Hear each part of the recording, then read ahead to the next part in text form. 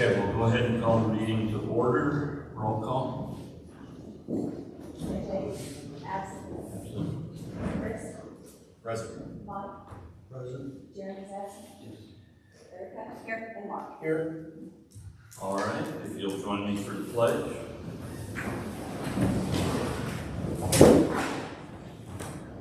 I pledge allegiance to the flag of the United States of America and to the republic for which it stands, one nation, under God, indivisible, with liberty and justice for all.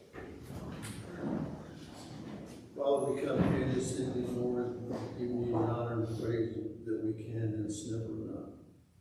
Father, we thank you for who you are.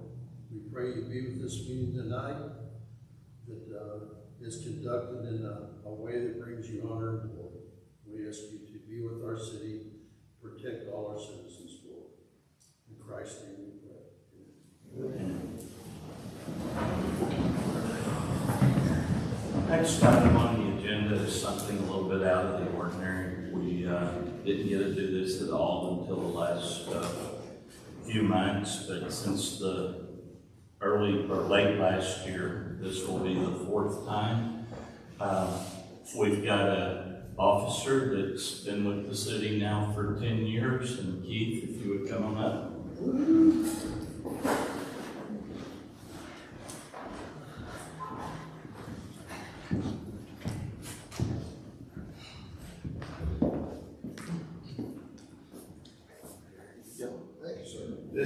Thank you for your service, and we really appreciate the staying with our city and working with us lately. That's real nice. I appreciate it, Mayor, and it's probably the nicest design. Inside joke behind it.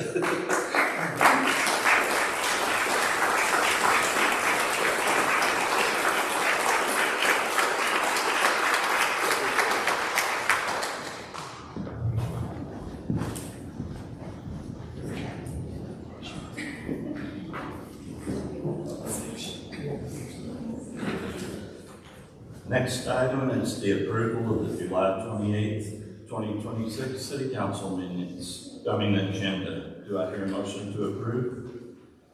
So moved. Got a motion by Erica. Do I hear a second? Second. Second by Mike. All in favor, say aye. Aye. All opposed, like sign. And that did pass. Next item on the agenda is the June 23rd, 2026 minutes. Do I hear a motion? So moved. Make a motion To approve. Do I hear a second? to. A second. Okay, I got a motion and a second. Do I hear any discussion? All in favor, say aye. Aye. All opposed, like sign. And that's approved.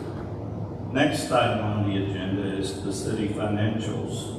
And the city financials, we have Jake and Cheryl here from Landmark to go over those with us.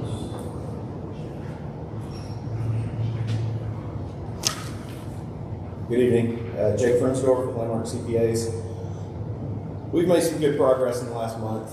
We haven't gotten quite to the finish line, but we are pretty close. We wanted to give you some financials to look at. This is obviously not the presentation we typically get. As we went through some of the cleanup, we had some inter-fund adjustments that needed to be made. We felt confident with the overall financials from a consolidated basis. I'll walk through what you've got in front of you, just kind of point out some of the items we're still working through, and some of the just on the P&L, on the revenues and expenditures, kind of where some of those items sit, some anomalies and things like that. So just a few things. I'm going to start with the balance sheet. It was actually a good exercise for us to run these financials consolidated on the city side. We actually, if you're looking at the balance sheet on the first page in the cash section, there are a handful of accounts that still remain on the city side for water and sewer. Those should not be there. When we ran it consolidated, those pulled in those funds. So that is an adjustment to a prior period that we need to clear off the balance sheet. So that's just one more of the cleanup items. based on basically what we've been doing the last month. Obviously, the day-to-day, that's running smoothly. We have somebody here 2-3 times a week, making sure checks are going out, and the day-to-day operations are moving now. Now it's the cleanup and getting these financials in the position that we want them going forward, so that we can present them to you on a fund basis each month.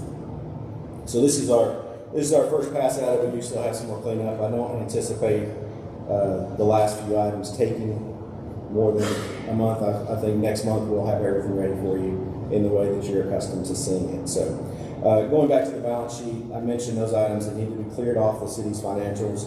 They are sitting in a fund, again, that was closed, moved over, separated sewer and water from the city, but they're still sitting on the city's books.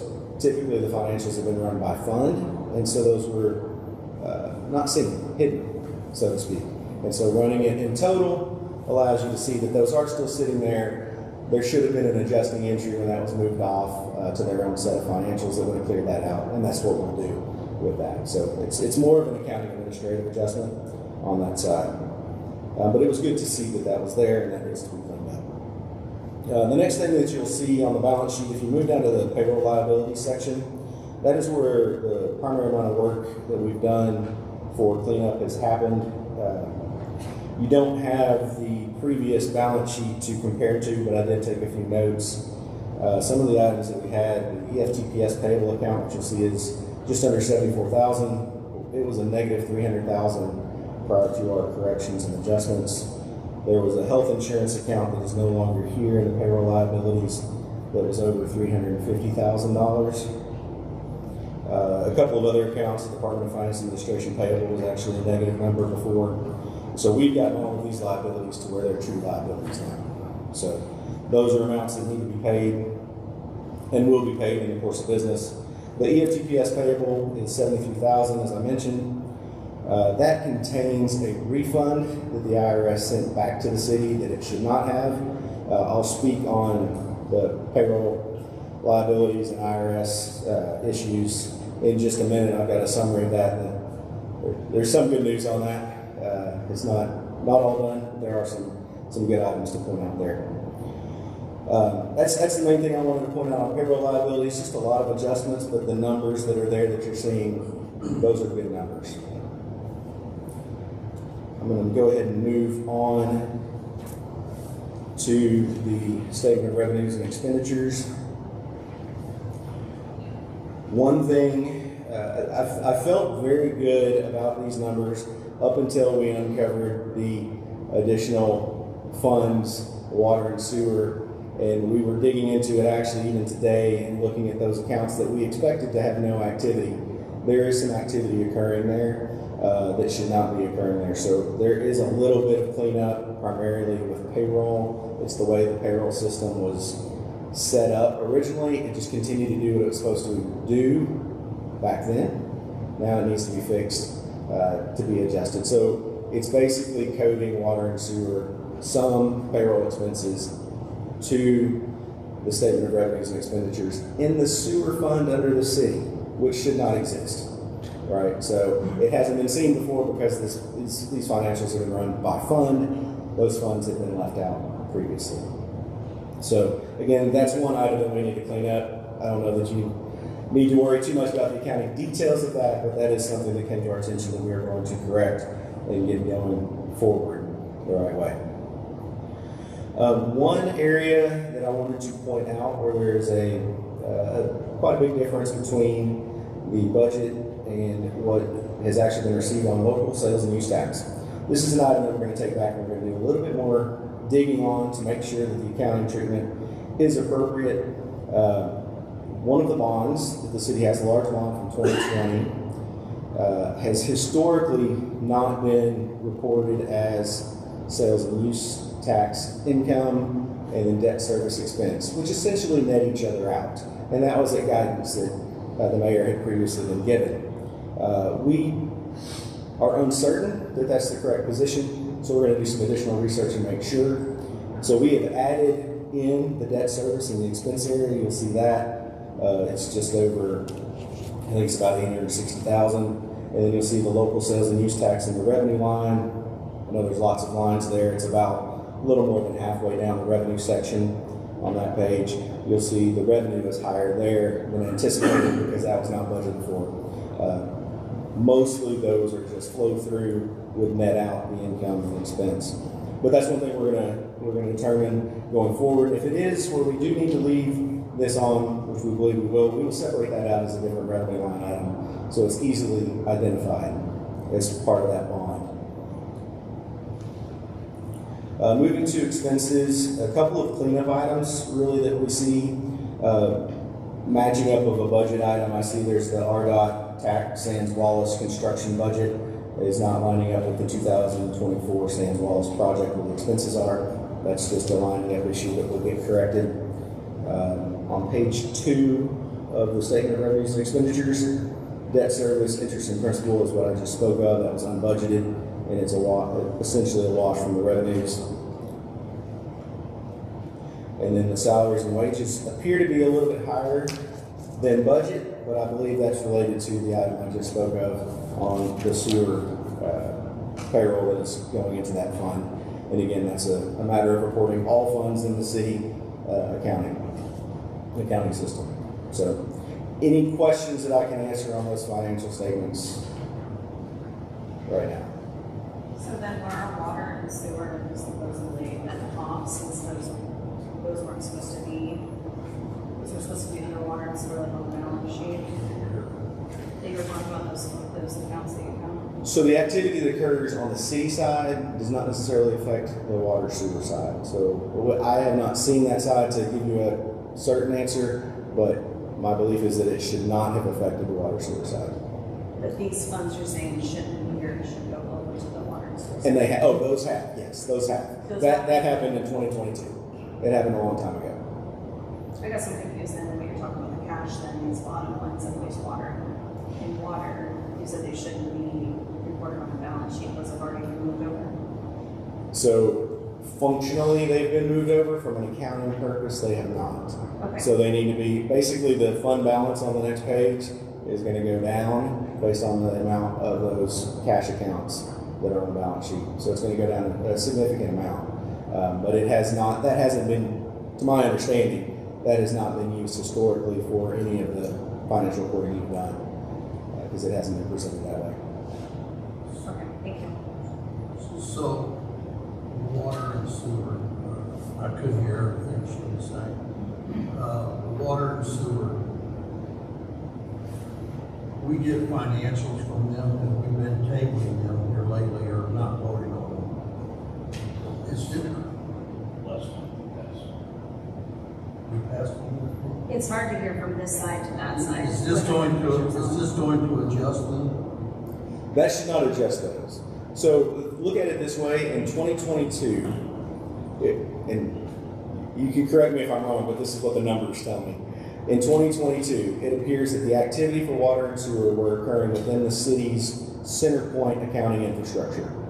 And it was decided to separate water and sewer out to its own entity within CenterPoint. So water and sewer is managed over here with securities and everything else, and it was essentially carved out of the city's financials. Only the accounting side on the city didn't occur. So the accounting side on water and sewer happened, they picked up and took off and ran and kept everything up. But it didn't get closed out of the city side. But it was never reported because the filters for the reporting, they just turned that off. Okay. So it was never seen. All right, thank you.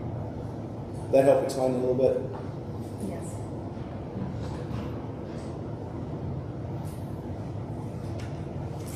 Any other questions on the financials?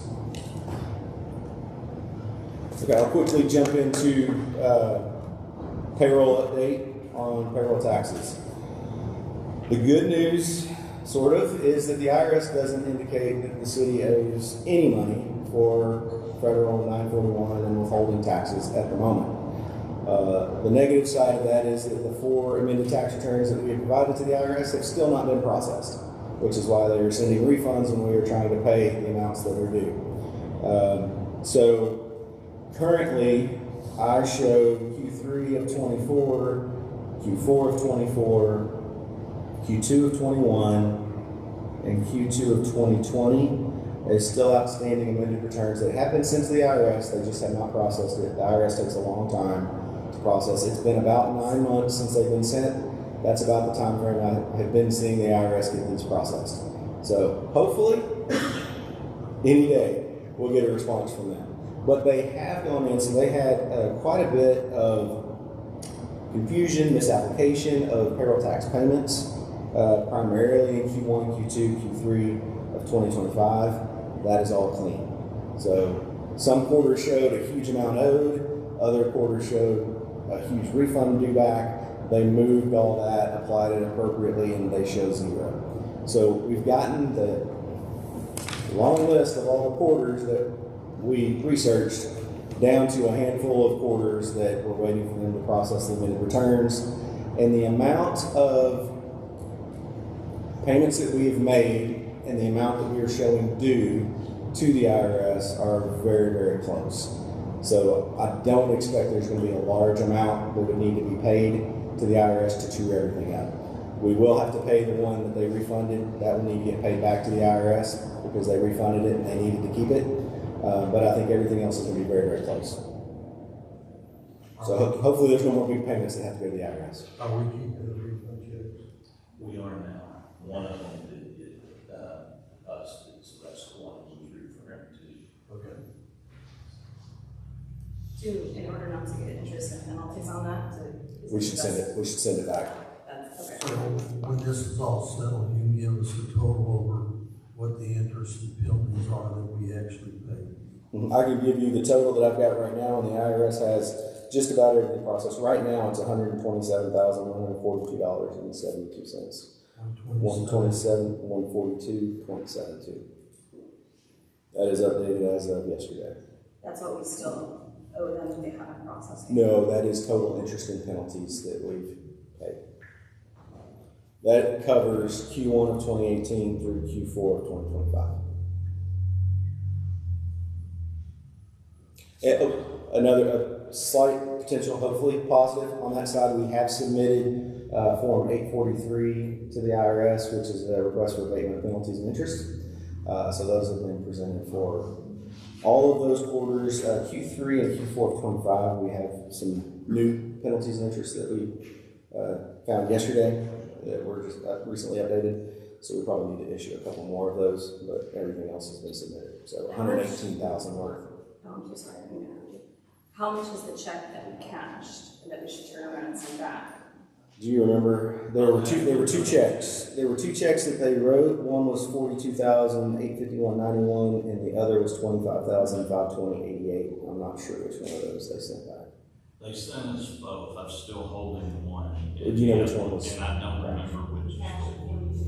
The 42 was cash. Okay, The 42 was cash. so we'll have to reissue it. And then with that amount, could we do what you think we still owe? Because then we found some penalties and interest from prior years you just said. You just said you found something yesterday. Oh, so those should be paid. I believe those are paid. Those are paid. Yes. Now, an 843 request for abatement of penalties and interest, we can do an updated one of those for those new penalties. There's no guarantee that the IRS is going to say okay to it, but we gave it our best shot. And what would that do? What does that form do? So that would abate, basically take away those penalties for the city if they ever. The whole 127,000? I don't think that they'll waive the interest. Maybe the penalties. Maybe the penalties. We're trying for everything yet. I don't have those I numbers. appreciate you trying. That's a lot of money to waste. If they abate penalties, it adjusts the interest. Mm-hmm. So there'll be an offset effect. Draw interest also, but with this many quarters, it's going to be a very slim chance. Could we get that? It's slim. I've seen very easy cases that should have been approved that weren't. So at least initially. Could we get that check sent by the next council meeting? Because we have to vote on it, correct? Since it was approved before, Or and do you it have was to? do I need to get it reapproved, or can I just reissue that check? Without a proof, good. Can we get that in the mails? And we can actually make that payment through EFTPS and make that basically tomorrow.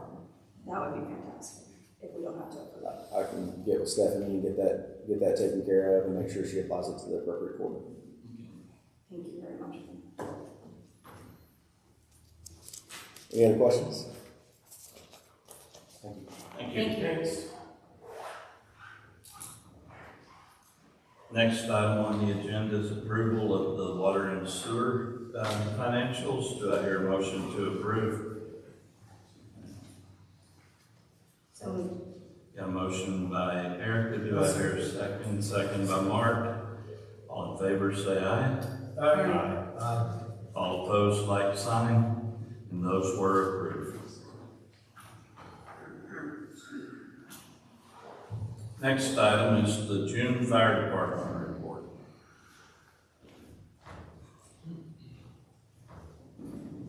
The only thing I have to update is that the arches in front of the station have been repaired completely, and I emailed the attorney on that. And then AWJ Electric was out there last week to look at all the electrical issues, and they got the parts ordered. We're gonna fix their issues. That's about all I know on the building so far. Other than that, probably next month I'm gonna look at selling one of our engines to Elm Springs. It's a 2004 Pierce. Theirs is a 93, and so since we got that county engine last year, we really don't need it. We still have a reserve engine here, and then we still cover Elm Springs, so that's still our engine, but we'll sell it to them for probably around $20,000 to $25,000. So I'll be asking the council to see if we can get rid of it next month, as soon as I get theirs sold. Good question. Thank you. Next item is the police report. Just like him, I don't have much to add. We've got our numbers in front of you. The one thing I do have to add is one of our officers, his last day was today. He's moving to Dallas, and we wish him the best. And we've already, from the last batch that we interviewed about 3 or 4 or 5 months ago, we've already got one person selected, and he's going to start on Thursday. So we won't be down long. He's already certified. He's up to speed. There won't be any lag time. We're very thankful for him because he's very knowledgeable on the software systems that we use, because he worked in Benton County before, and we use the same system. So it's going to be little training to get him up to speed, other than just the lay of the land, because we know how great our city is, just clear cut, straight lines for our city limits. But other than that, I don't have anything else. Thanks, Chief. Thank you. Next item is the planning commission report. Good evening. Planning Commission met last Monday. It was a work session. We did have a special call meeting at the beginning of it. This was for the Foxwood Estates site development plan. This was the subdivision that's been underway, working on down on Ford Lane for a number of months. They were very close at the previous meeting, had a few outstanding items that were on their engineering review, and just felt like they needed to address a few more of those. So they asked for a special call meeting at the work session, and the Planning Commission held that and conditionally approved that with the few outstanding comments that they still have left to be addressed. So fairly, yes. So with that, we have multiple signers in our city to make sure all those conditional approvals are looked at by Public Works, you, and the engineers. Yes. Yeah. It's conditionally approved from the Planning Commission standpoint. They know what the items are that are outstanding. They'll resubmit. It'll come back to the city. It'll go to engineering. They'll look at it before anything is actually approved for them to start building. They don't even have like a grading plan or a grading permit yet. You know, we still have to go through pre-construction meeting is what we call it, and like they'll get issued a grading permit. A lot of these things still happen, like Department of Health approval for like water and sewer stuff. A lot of times we'll issue a grading permit that does not include utilities. It'll just be for them to go out and start doing demolition, moving dirt, things like that. So there's still months of process essentially before they probably even are issued a full approval. Now this one's on the backside of Oakcrest. No, this is across the street behind the church. Oh, this is the church. The turkey, yes. Perfect, okay, thank you for that, I was confused. Yes. Thank you. We had the proposed lot split on Brown Road for Gus Vitt. This was something that came to the planning commission earlier in the year.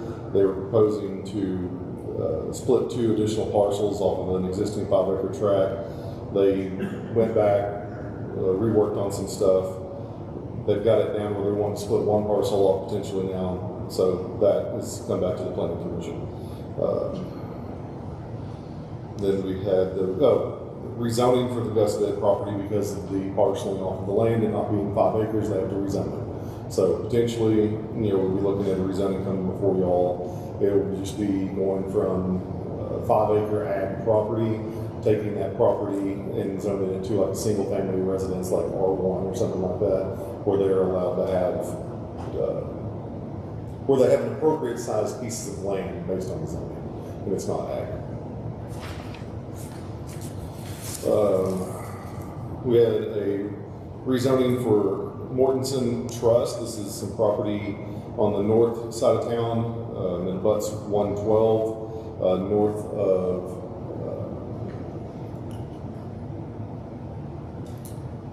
Haxton.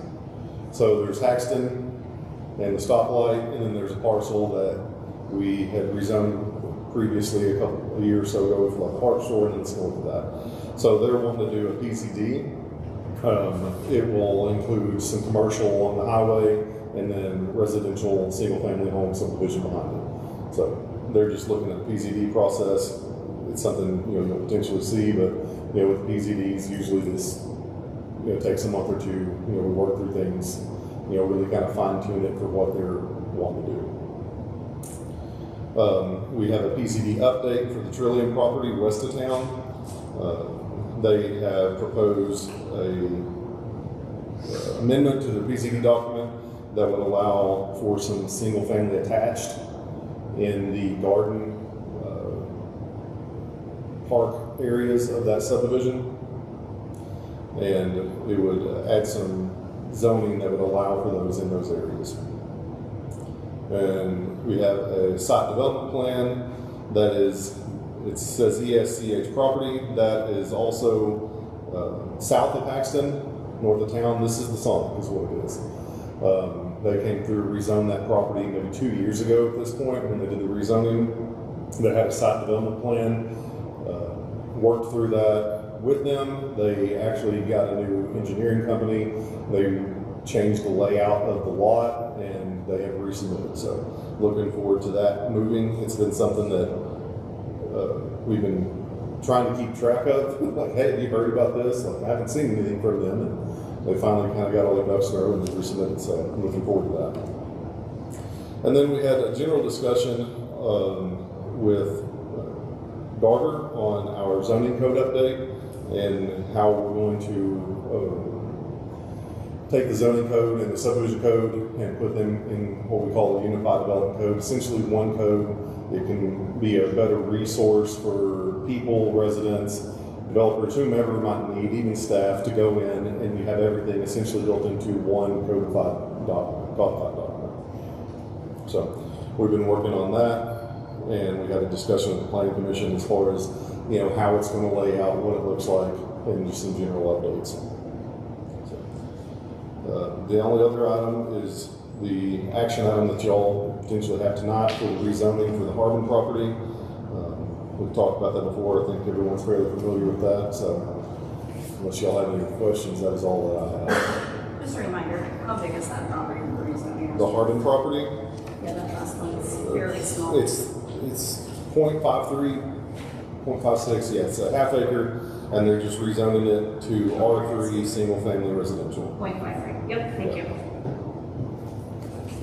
Thank you. Thank you. Next item is the water and sewer department. Hello. Hey, so I'll start with the staffing report. Street department fully staffed. We are still down one person in water and sewer since we transferred that guy over to the MS4 floodplain admin position. I've got 3 interviews scheduled for this Thursday with some solid candidates, so hopefully we can get that position filled pretty quick. Looking at the water loss report, we dropped 2% since last month, so we're down to 44%. The actual gallons lost ticked up a little bit, but as you all know at this point, this is a cyclical game that we play with this water loss. We fix leaks, and then we cause either new leaks or existing leaks to leak more. The good news is we have a solid list of active leaks. Arkansas Rural Water Association was out here for the longest that they have been since I've been with the city. They were out here for I think 6 days leak detecting around the city, and they were able to hit all of the subdivisions that we had not internally.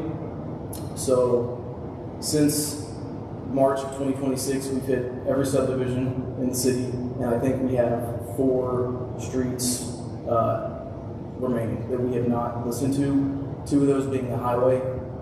And with how sensitive our ground microphone is to noises, it's really hard to leak detect during the day on a highway. I mean, if I have my truck idling 100 feet away, I can't hear the service line, so it's almost impossible. So that's something that we would have to do at night, and with how busy we've been during the day, we just haven't gotten to that yet. So that said, Arwa found 31 leaks. We have fixed 8 of those, and we still have, right now, at least 1 leak a week surfacing. So we're just continuously adding to that list and chipping away at them as we can. So, any questions for me? 17 disconnects. That's the most I've ever seen. Yes. Part of that is because RDOT is buying up land and demoing houses. And so we go out there and disconnect the customer side line from our setter, so when they go to demo a house, they don't rip our line out of the ground. So that's part of that. And then I believe that just when a homeowner sells their house and another homeowner buys the house, that's classified as a disconnect. So, thank you. Your MS4 guy, Kyle, staying pretty busy. Yes, very busy.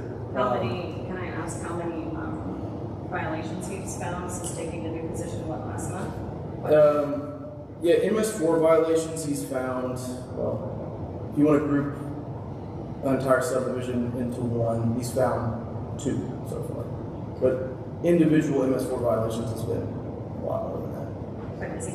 Yeah, he's inspecting a lot of the development. So he's pretty much fully booked most days. Nice call and bringing up this position. Thank you. Thanks. Next item on the agenda is the engineer's report. Yeah, a couple follow-ups on the water and sewer. The public hearing for the water service area expansion was held on June 25th, and I anticipate probably right before next meeting we'll hear back from NRB on the outcome of that. The pressure monitoring that was completed as a supplement to the water master plan that's been completed, and we provided that report to Will as well. Yesterday evening, we talked about a water line extension on Roberts Road to connect the scissor tail, basically that area of town, into Cave Springs. If you remember when that agreement was executed, we had 5 years to get the water to that area. So we're starting that discussion now as well.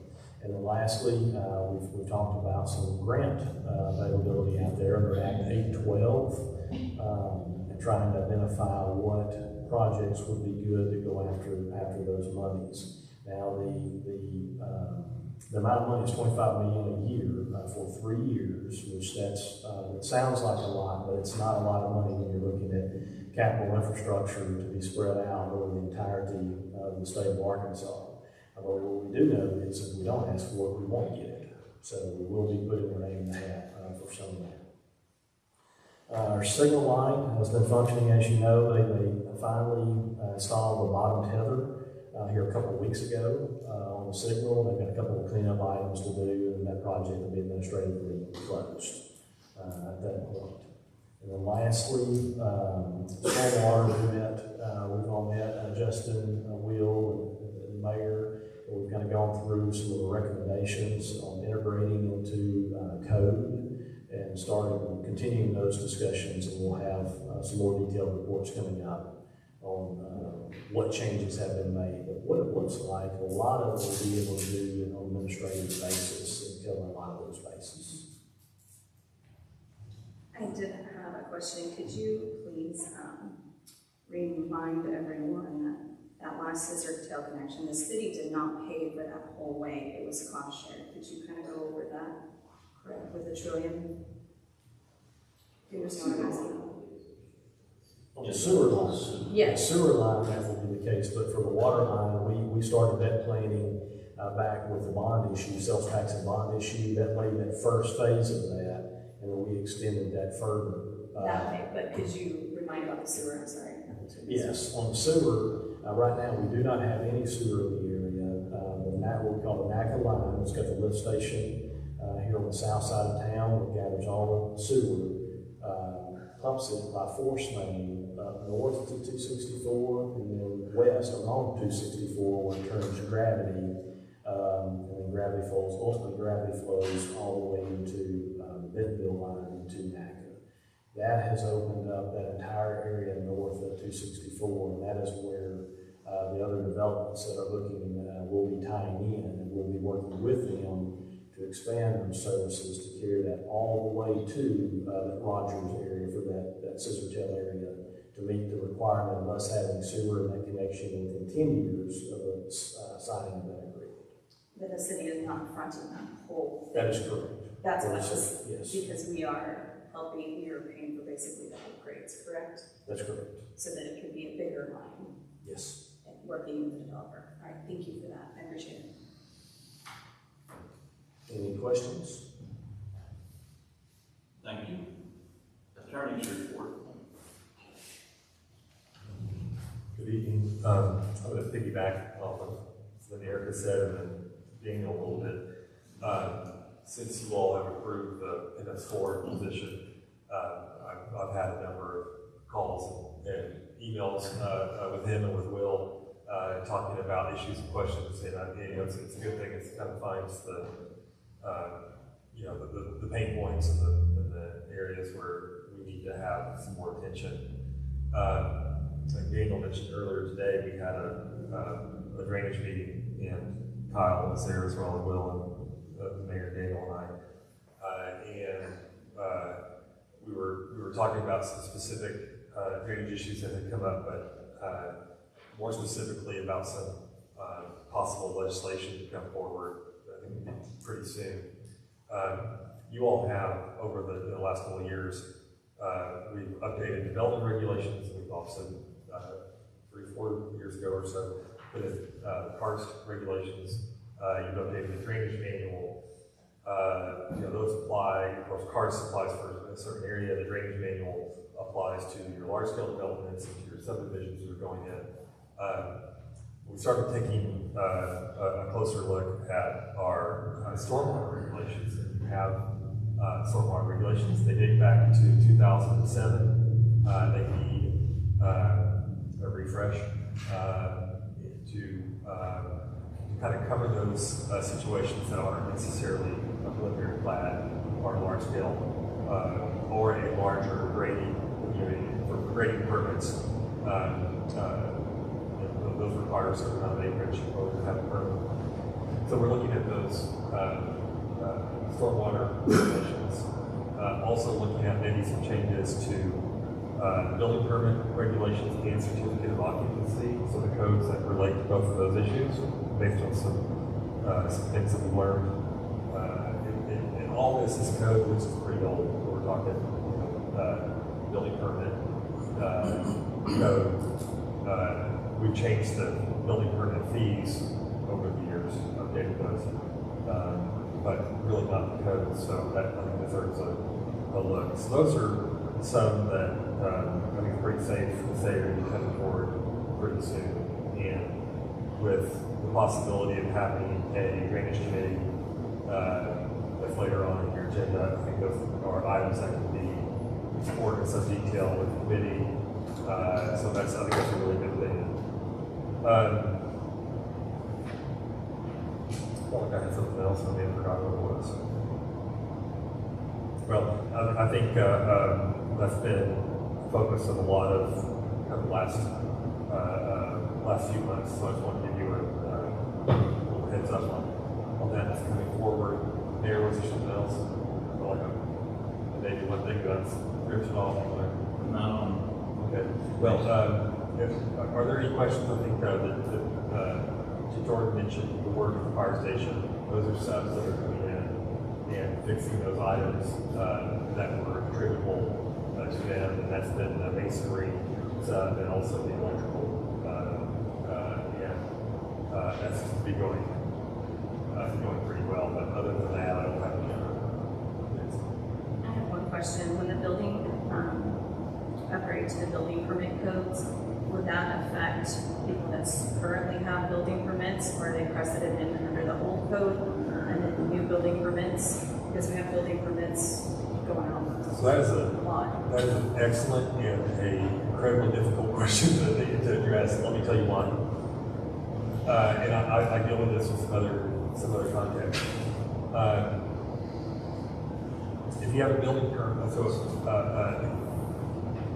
there are some people that will, sometimes we'll hear in Little Rock right now, there's a lot going on with like data centers and billboards and things of that nature. And there's been talk about like applying new regulations, and does that new regulations apply to people or entities that have received a permit? So in other words, if you come and got a permit, are you immune from the later application of regulation? So that's been in the news quite a bit. There's case law in Arkansas where that has been the issue. And essentially, like, for example, there's a case on Arkadelphia. There was a huge tornado in Arkadelphia in 1980, and the city canceled all building permits that had not been acted on, basically, and applied a much more rigorous building code that would help withstand tornadic events. And there was a lawsuit on that, and the Supreme Court said the city could do that because it was exercising its health, safety, welfare powers and its police powers to protect people. However, on the flip side of that, if you have somebody who's been issued a permit and they start taking action on the permit, they start grading, they start building, there's a question of, does that action vest a property right to that permit? And if you change or take away that permit, are you taking away a property right? In other words, is that taking? There's a gray area between those two things, and it can be a little bit difficult to navigate. In general, kind of the way that we approach it is, if it's a serious matter, if it's a tornado, if it's a health, safety, welfare, if it's something that's going to protect people, that obviously leads greater importance to, maybe applying a more stricter regulation and permits around it. If somebody has, on the other hand, has already started building a permit, they started moving dirt, digging, all that sort of stuff, typically they're treated as under the old regime. Yeah. But it's a tricky question, and you make those changes, you almost have to look at it on a case-by-case basis. So it's a challenging issue. Well, if someone has a building permit and sits on it and doesn't do anything, and then the new things come in and they haven't moved around, like you said, I don't think it's fair to do. Yeah. to make them fall under different if they were already started building, but my question was basically if they have a building permit, they're not actively, maybe I should have said that, building. I've had situations dealing with codes that were rather old that they didn't have any expiration on the building permits. So you had people who were sitting there for quite some time, and new code came in and said, nope, if you don't build within 6 months or 1 year or whatever, then you gotta come back in and reapply. And I feel that is justified under the law to do that.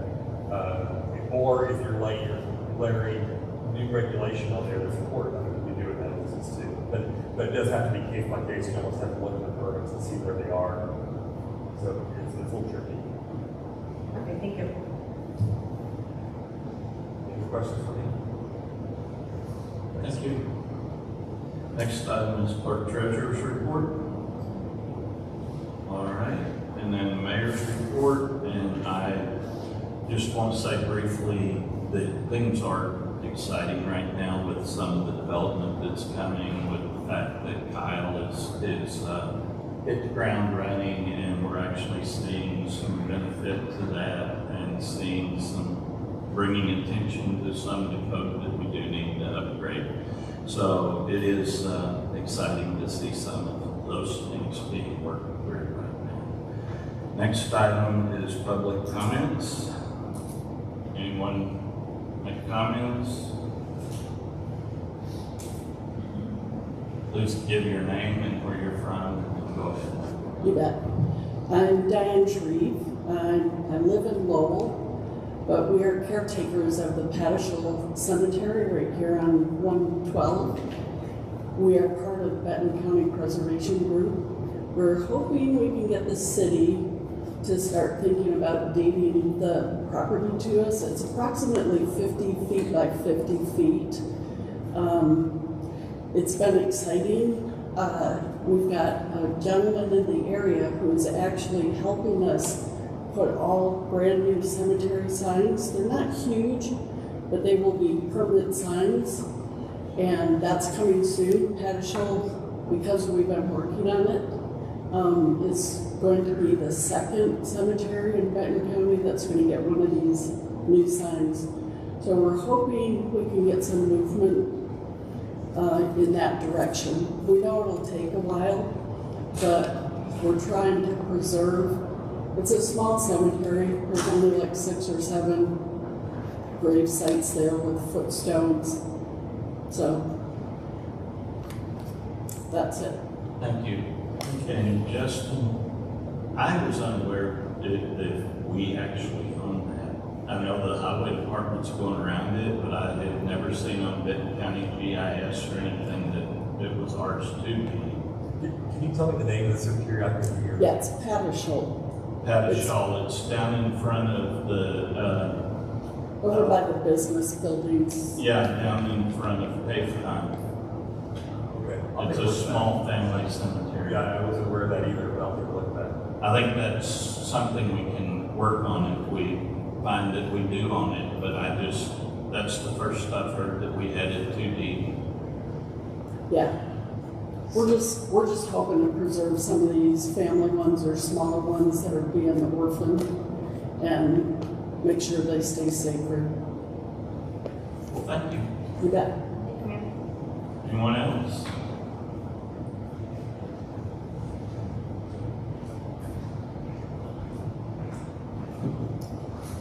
Good evening, Mr. Mayor, City Council, and fellow residents of Cave Springs.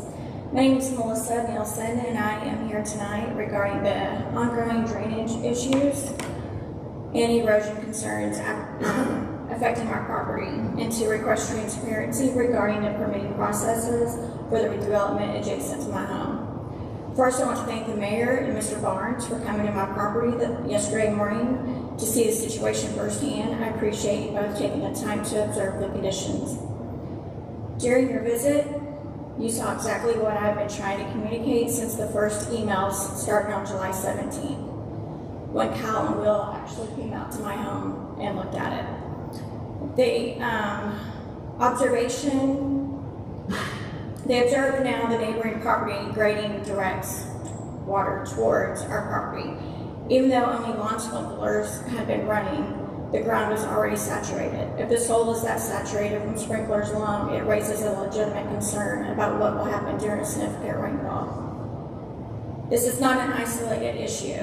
Over the years, my husband and I have experienced repeated flooding concerns and erosion as surrounding development has changed the natural flow of stormwater. We have already lost portions of our backyard, and we do not want to see additional damage occur because stormwater was not properly managed. The primary issue I want to emphasize tonight is MS4 compliance. Our property is located within an MS4 regulated area where federal and state stormwater regulations exist to protect neighboring properties and our waterways. These requirements are intended to ensure that development does not increase flooding, erosion, or stormwater impacts to surrounding property owners. Since July 17th, I have repeatedly requested public records so I can better understand whether all applicable requirements were followed. To date, I have not received the complete documentation I requested. Therefore, tonight, I am formally requesting, under the Arkansas Freedom of Information Act, copies of all public records relating to this project, including the complete building permit application and approval, the site plan approved by the city, any grading permits and grading plans, any engineered drainage or stormwater plans, all MS4 documentation, reviews, permits, approvals, inspections, waivers, or determination, any stormwater pollution prevention plan, any erosion and sediment control plans, any flood plan determination or documentation showing whether the property is or not located within a regulated floodplain. If a floodplain review was required, copies of the floodplain development permit, elevation certificate, floodplain analysis, and all related approvals. Engineering reports, drainage calculations, or hydrology studies prepared for this project. Inspection reports conducted throughout the construction, final inspections or certificates of completion related to grading, drainage, and stormwater. The dates every permit or approval was requested and approved. The names and titles of every city employee, engineer, consultant, contractor, or official who reviewed, recommended, or approved each permit or inspection.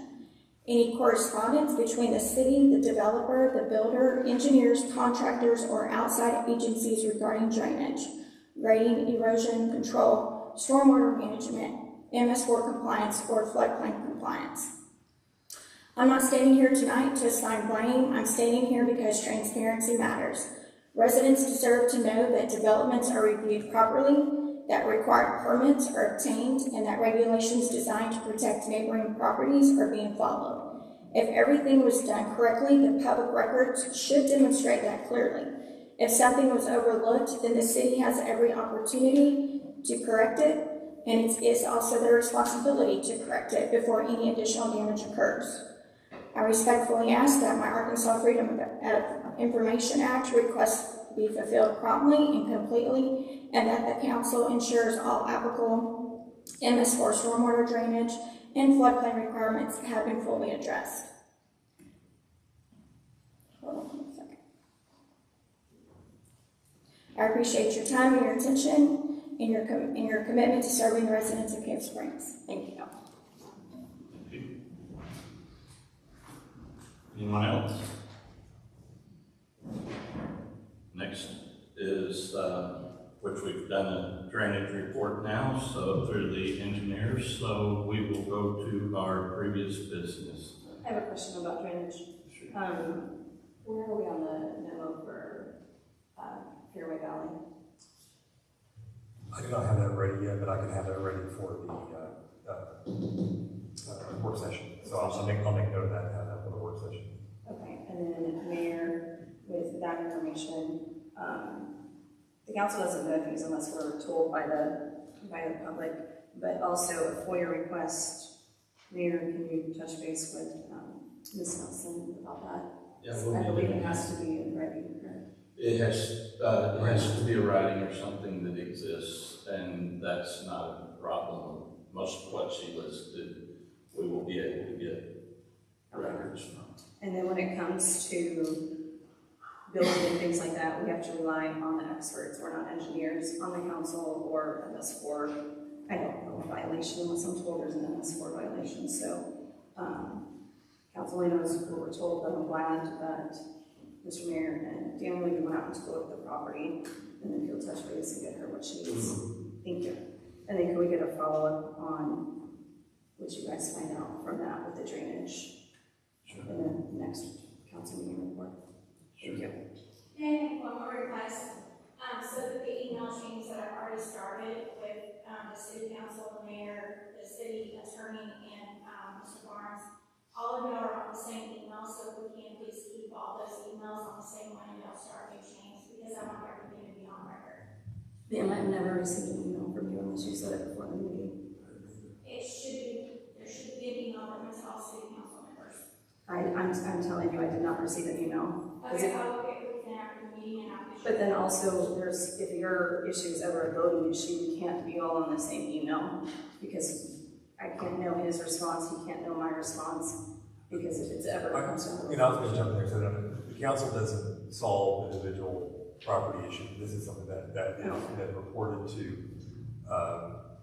Public Works. There's been multiple meetings, site visits on it.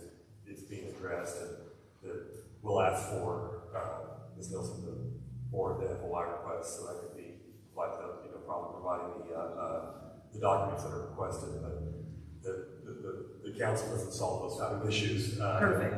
But the city administration has the folks who execute the ordinances, and that is something that is actively being worked on, but taken very seriously. So.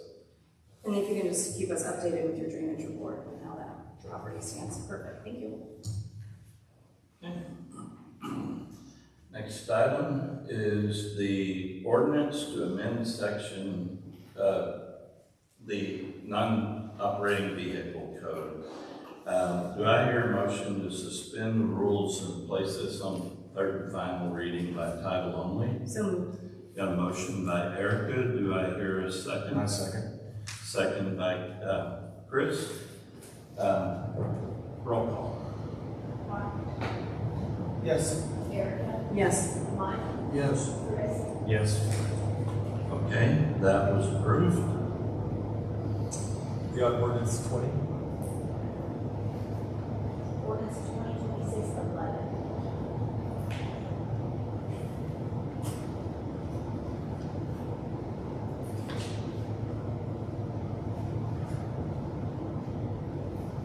I have my numbers messed up. I'll look at it. I've got it out of order. The resolution, or the ordinance will be near the back. Okay. So it's number 11? Yes. Okay. Yes. Okay. Ordinance number 2026-11, City of Bay Springs, Benton County, Arkansas. Ordinance to amend sections 90.15 non-operating vehicles of the Bay Springs Municipal Code, declaring an emergency for other purposes. Okay, I would entertain a motion to approve. So moved. Got a motion by Mike. Do I hear a second? I'll second. Second by Mark. Any discussion? Yes. Basically, what I was understanding by your, Justin, this was pretty much what was already in, or was it building code? What was this in before? You said there was in two different places, so this is pretty much the same thing with minor changes. That's correct. So this is a nuisance code, and the changes that you have before you are the ones that were in the work session packet. But you are right. In the course of all this one, as we were looking through there, the zoning code had a section on parking as well for vehicles on city streets. And my suggestion, talking to several of you, was like, I don't think it needs to be in two different places. However, to amend the zoning code, we have to take that through planning commission, and the planning commission has to hold a public hearing when it comes here. So next step, once you approve this, is to take out that little part in the zoning code about parking, just so we have it in one area and not two. So that'll be probably the next meeting, or whenever I can get it on the planning commission schedule. Okay. And they're currently working on the zoning code and nearing the end of that process, so it may be just cleaner to do it. It probably would be easier because I would save on cost. And then Chief, if this is exactly the same as Chief was talking about in that work session, correct? Yes, with the exception that I think you and I talked about the issue of somebody who's avoiding the regulation by parking overnight repeatedly, but not achieving that 24-hour loop. So that part was added in there. But other than that, it was. So basically, you can't pull in, park the trailer, leave the next day, come back, and still have that same nuisance. If you're doing that repeatedly, yeah. That's correct. Okay, perfect. Thank you. Same thing would apply if you're just moving the trailer on the street every day. Without a building permit, without an active parking permit. Okay, thank you. Any further discussion? Roll call. Erica, Yes. Mike, Yes. Chris, Yes. Mark. Yes. Okay, that was approved. Do I hear a motion to approve the emergency clause? So moved. Got a motion by Erica, do I hear a second? I'll second. Second by Mark, roll call. Mike, Yes. Chris, Yes. Mark, Yes. Erica. Yes.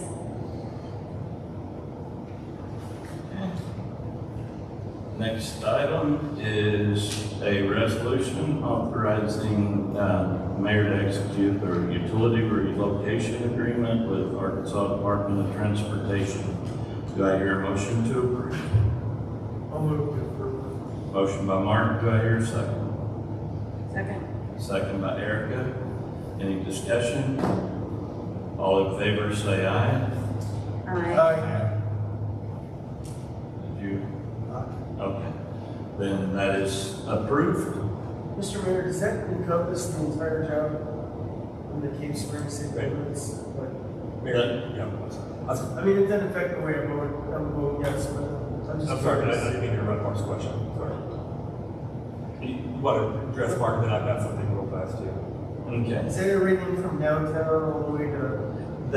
This is one job number, so it's only the I north noticed the end, job. from my understanding. Well, that's more than. Yeah, that's more than responsible area in here. Yeah, that sounds clear. Thank you. And what's the resolution number? Mayor, you just confirmed, he announced the votes. Do what? Can you announce who voted for? Okay, it was 4-0 approval. What's the resolution number? 20. Next item on the agenda is a resolution to amend the 2026 budget to provide compensation for assigned treasurer duties. Do I hear a motion to approve? So moved. Got a motion by Mike. Do I hear a second? A second. Was that Chris? Got a motion or a second by Chris. Any discussion? All in favor say aye. Aye. Okay, all opposed, like sign, and there is none because that was 4-0 approval.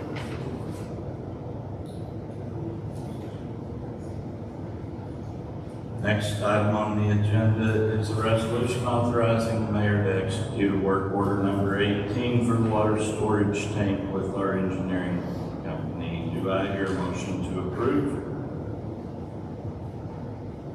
So moved. Got a motion by Erica. Do I hear a second? I'll second. Second by Mark. Any discussion? All in favor say aye. Aye. Aye. Did you vote yours? Aye. Okay. Then that's a 4-0 approval.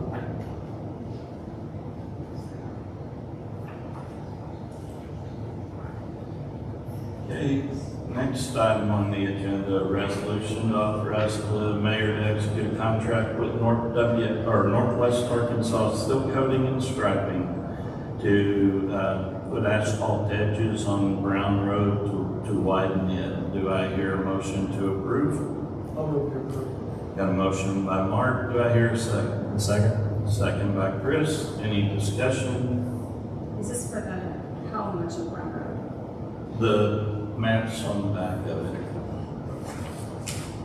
Oh, there it is. And it's just going up to the area that's already widened with Well, it should conceal those. Is it the pink and blue? That's why I was confused. So it looks this whole. yeah, it goes up in the it's the whole length there and it goes up to the Wellington subdivision, down to the road. That'll be a good improvement. So, any further discussion? All in favor say aye. Aye. Aye. All opposed, like sign, and that was 4-0.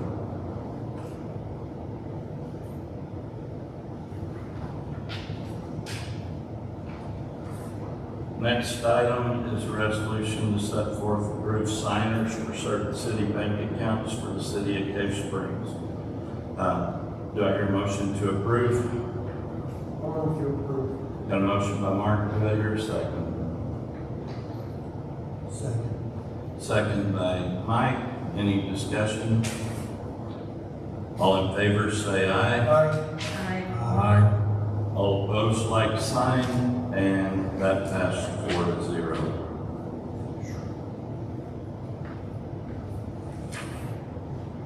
Next item is a resolution to ratify and approve the payment of back local police and fire retirement system lot fee payments.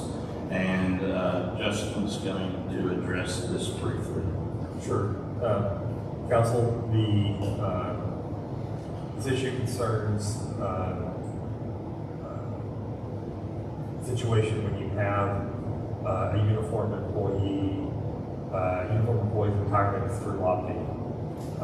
And through the lot fee system, when you retire, it used to be when you retire from lot fee, you could be retired. Those rules have changed. And so if we have an employee who's served enough years and retires through that retirement system, and they are retired, they have to be set back up in lot fee. They don't continue to receive benefits from their additional years that they work past their retirement, but the city still has an obligation to pay in those benefits into lot fee, if that makes sense. So in other words, if you have an employee who retires from lot fee, then comes back and works for the city in uniform capacity, then the city still makes lot fee payments, even though that employee is not drawing lot fee benefit from that additional time work past retirement, if that makes sense. So we had recently came to light, I was made aware of a situation where we had several employees who had retired from the lot fee system and have come back to work at the city.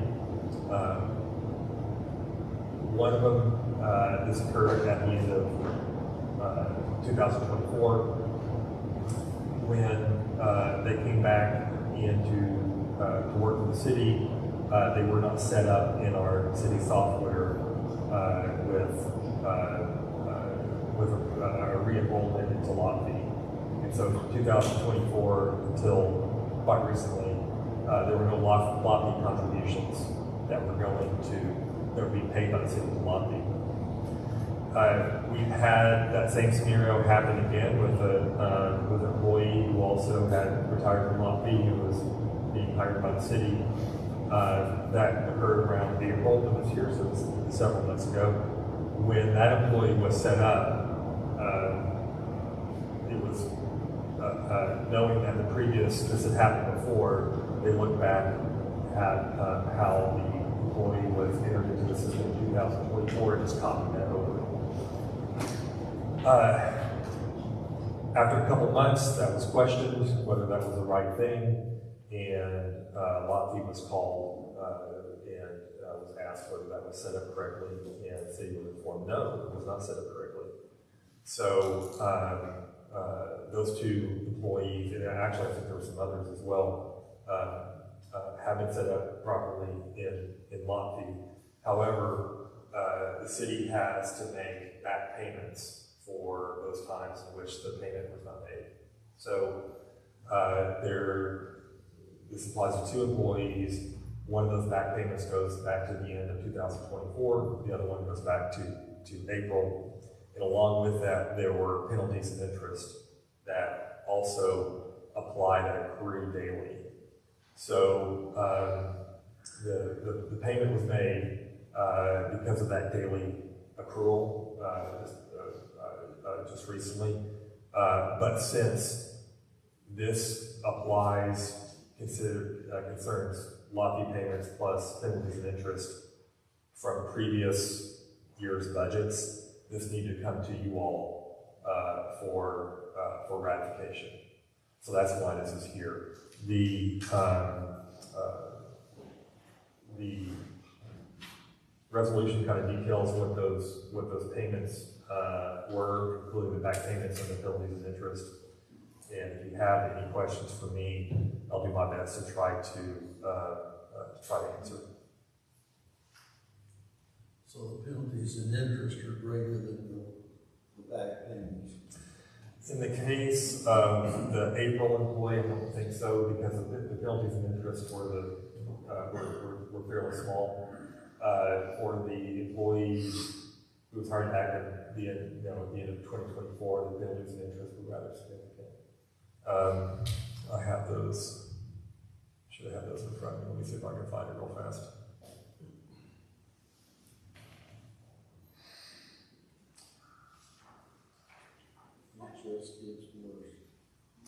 So the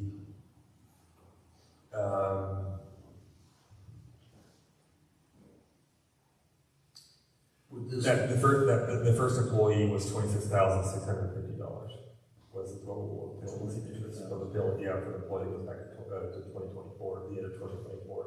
For 26,000 how much? 26,650. For the April employee, it was $3,900.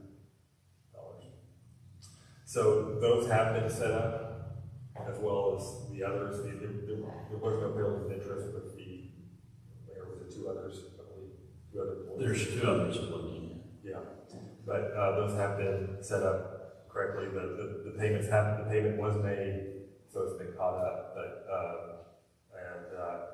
also, anytime you have a situation like this, like we did with the back taxes, we notified the auditors and made them aware of the issue that was done just the other day.